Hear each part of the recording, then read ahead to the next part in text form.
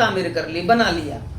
اسی طریقے سے پھر ایک پشت نکل گئی تو بعض لوگوں سے شیطان نے آ کر کے یہ ورغلایا کہ بھئی یہ لوگ تمہارے قوم کے بزرگ تھے، متقی تھے، پرہیزگار تھے، ان سے مانگو، وہ تمہاری مانگ کو پورا کر دیں گے۔ اور اس طریقے سے لوگ جا کر کے حضرت نوح علیہ السلام کے قوم کے جو بزرگ تھے ان لوگوں سے مانگنا شروع کر دیا، ان کے سامنے سجدے کرنے شروع کر دیے، ان کے سامنے پیشانی جھکانا شروع کر دیا، ان سے ساری منتیں مانگتے تھے، دعائیں مانگتے تھے، ان کے سامنے اپنے آپ کو گرا دیا کرتے تھے، الغرض ان کی عبادت کرنے لگے۔ تو اس طریقے سے وہاں سے بت پرستی شروع ہو جاتی ہے۔ بہرحال اللہ سبحانہ وتعالیٰ نے حضرت نوح علیہ السلام کی بعثت کے تعلق سے کلام مقدس کے بے شمار آیتوں میں حضرت نوح علیہ السلام کا واقعے کا ذکر کیا ہے۔ آج میں آپ کے سامنے چند آیتیں رکھتا ہوں تاکہ باتیں بالکل واضح ہوں۔ سب سے پہلے دیکھیے، تمام آیتوں کو میں آپ کے سامنے پیش نہیں کر سکتا ہوں کیونکہ وقت کافی لگے گا، اور چند آیتیں میں آپ کے سامنے رکھتا ہوں، لیکن حوالہ سب کا آپ کے سامنے رکھ دیتا ہوں تاکہ جب بھی آپ کو ضرورت پڑے تو ان حوالے سے آپ کیا ہے، حضرت نوح علیہ السلام کی تاریخ اور آپ کی سیرت، آپ کے قصے اور آپ کے واقعے کو سمجھ سکتے ہیں۔ پہلا حوالہ سورہ اعراف آیت نمبر 59 to 64۔ دوسری صورت جہاں حضرت نوح علیہ السلام کا ذکر اللہ رب العالمین نے کیا ہے وہ سورہ یونس آیت نمبر 71 تا 73، 71 to 73۔ تیسری جگہ جہاں اللہ نے ذکر کیا ہے وہ ہے سورہ ہود آیت نمبر 25 تا 49، 25 تا 49۔ چوتھی جگہ جہاں اللہ نے ذکر کیا ہے حضرت نوح علیہ السلام کے تعلق سے وہ سورہ انبیاء آیت نمبر 76 اور 77 کے اندر۔ اسی طریقے سے المؤمنون کے اندر بھی اللہ نے ذکر کیا آیت نمبر 23 تا 30۔ الشورى کے اندر بھی اللہ نے ذکر کیا آیت نمبر 105 تا 122۔ عنکبوت کے اندر بھی اللہ نے ذکر کیا سورہ عنکبوت آیت نمبر 15 اور 16۔ سورہ صافات کے اندر بھی اللہ رب العالمین نے ذکر کیا آیت نمبر 75 تا 82۔ سورہ قمر آیت نمبر 9 تا 17۔ سورہ نوح آیت نمبر 1 تا 28۔ پوری سورت ذکر ہے حضرت نوح علیہ السلام کے تعلق سے۔ اسی طریقے سے سورہ نساء آیت نمبر 163 تا 165۔ سورہ انعام آیت نمبر 83 تا 87۔ سورہ ابراہیم آیت نمبر 9۔ سورہ اسراء آیت نمبر 13 تا 17۔ سورہ احزاب آیت نمبر 7۔ سورہ صاد آیت نمبر 12 تا 14۔ سورہ غافر آیت نمبر 5 تا 6۔ سورہ شورى آیت نمبر 13۔ اللہ رب العالمین نے اس طریقے سے حضرت نوح علیہ السلام کے واقعے کا ان جگہوں پر ذکر کیا ہے۔ میں آپ کے سامنے یہ کلام مقدس جو ہمارے ہاتھ میں ہے، میں آپ کے سامنے آیت مبارکہ رکھتا ہوں اس قرآن مقدس کے حوالے سے تاکہ آپ اس واقعے سے کچھ نصیحت حاصل کر سکیں۔ حضرت نوح علیہ السلام کے اس واقعے اور قصے سے، حضرت نوح علیہ السلام کے اس قصے کے اندر اللہ رب العالمین نے بے شمار نصیحتیں ہمارے لیے رکھا ہے، اور ان آیتوں میں یا ان نصیحتوں سے، ان واقعات سے ہمیں نصیحت حاصل کرنے کی ترغیب باقاعدہ دی ہے۔ اللہ رب العالمین نے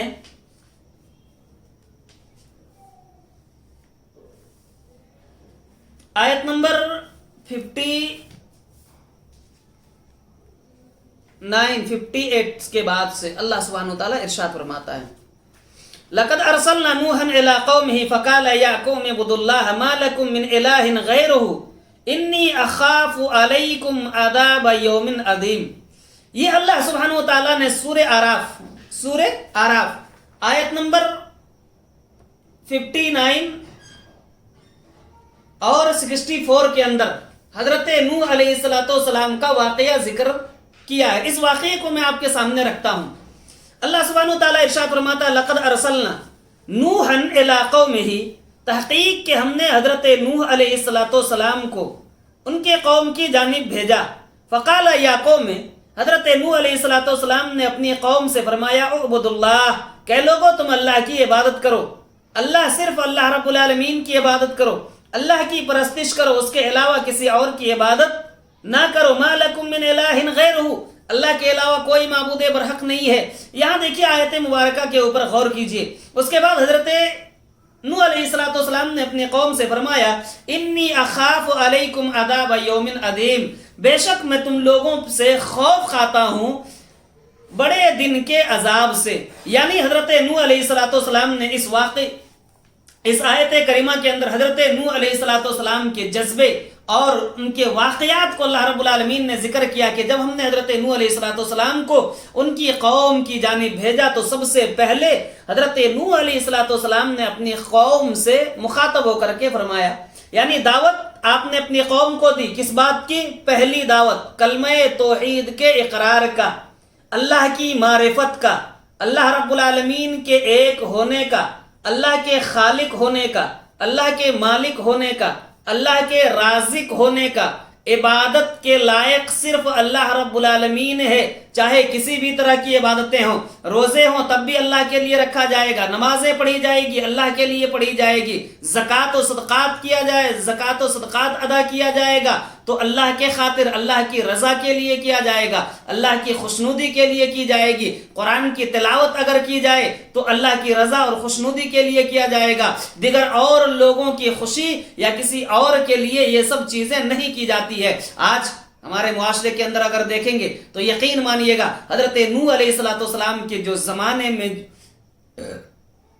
جیسے حالات بنے ہوئے تھے لگ بھگ وہی حالات آج ہمارے معاشرے کا اس وقت بھی بنا ہوا ہے. کچھ لوگ حضرت نوح علیہ السلام کے قوم کی طریقے سے آج غیروں کے سامنے جھکتے ہیں، غیروں سے اپنی منتیں مانگتے ہیں، غیروں سے اپنی مرادیں پوری کرنے کے لیے کہتے ہیں، دعائیں مانگتے ہیں، ان کے سامنے سجدہ کرتے ہیں. الغرض اپنی ساری ضروریات، ساری منتوں کو اٹھا کر کے ان کے چوکھٹ پہ رکھ دیتے ہیں. جبکہ اللہ سبحانہ وتعالیٰ نے فرمایا کہ ہر نبی کا، ہر پیغمبر کا یہی طریقہ اور یہی اصول تھا کہ وہ صرف اپنی قوم کو اس بات سے پہلی فرصت میں آگاہ کریں، پہلی فرصت میں لوگوں کو اس بات کا درس دیں کہ وہ کلمہ توحید کا اقرار کر لیں، اللہ رب العالمین کو ایک مان لیں اور بھیجے ہوئے رسول اور پیغمبر کے اوپر ایمان لے آئیں. اللہ سبحانہ وتعالیٰ نے پیارے رسول جناب محمد رسول اللہ صلی اللہ علیہ وسلم کے تعلقات سے بھی اسی طریقے کا ذکر کیا. انشاءاللہ العزیز جب آپ کے واقعے کا ذکر ہوگا تو وہاں میں آپ کے سامنے حضرت محمد رسول اللہ صلی اللہ علیہ وسلم کی دعوت و تبلیغ کے تعلق سے ذکر کروں گا. یہاں حضرت نوح علیہ السلام کے تعلقات سے باتیں اللہ سبحانہ وتعالیٰ نے ذکر کیا. لَقَدْ أَرْسَلْنَا نُوحًا إِلَىٰ قَوْمِهِ، جب حضرت نوح علیہ السلام اپنے قوم میں تشریف لائے، اپنے قوم میں پیغمبر بن کر کے، رسول بن کر کے آئے، فقال، تو آپ نے اپنے پیغمبر اپنے قوم سے فرمایا یا قوم، اے میری قوم کے لوگوں، اللہ کی عبادت کرو، اللہ کو چھوڑ کر کے کسی غیر کی پرستش مت کرو.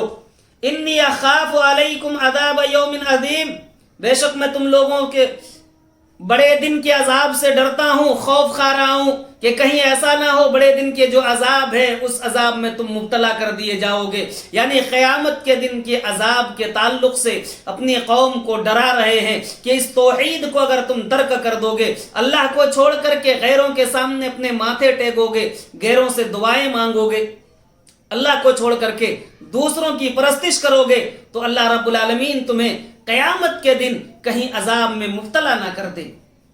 تو قوم کے لوگوں نے جواب کیا دیا؟ آج ہمارے یہاں بھی جوہلا اسی طریقے کے جواب دیتے ہیں. جن بیچاروں کے پاس علم نہیں ہوتا ہے وہ اسی طریقے کے جواب دیتے ہیں.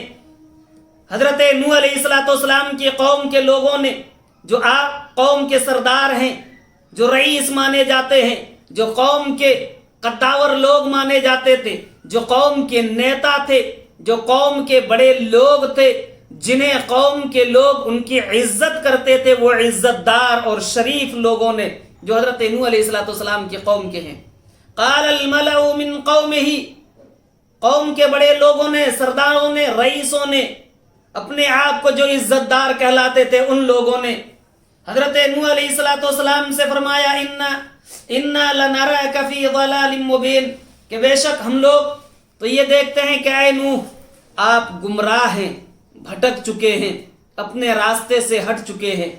آج بھی حقیقت بات یہی ہے کہ جب لوگوں کو کلمہ توحید کی دعوت دی جاتی ہے، صرف ایک اللہ کی عبادت کی دعوت دی جاتی ہے، ملاوٹ سے روکا جاتا ہے، اللہ کی ذات کے ساتھ دوسروں کو شریک کرنے سے منع کیا جاتا ہے، سدھ قرآن اور حدیث کی باتیں بتلائی جاتی ہے، صرف اور صرف کلمہ توحید کے تعلقات سے صحیح احادیثیں اور قرآن کی صحیح آیتوں کا جب ان کے سامنے پیش کیا جاتا ہے تو وہ لوگ بھی اس طریقے کی باتیں کہتے ہیں کہ یہ لوگ گمراہ ہو گئے ہیں، یہ لوگ راہ راست سے بھٹک گئے ہیں۔ حقیقت میں ذرا غور کرنے کی بات ہے کہ پہلے زمانے، آج نہیں، حضرت نوح علیہ السلام کے زمانے کا واقعہ ہے، وہاں کے لوگوں نے اس طریقے کی لانسنس اور اس طریقے کے الزامات اپنے پیغمبروں کے اوپر جو صحیح معنوں میں سچے تھے، جو دین کے دائی تھے، جو دین کے مبلغ تھے،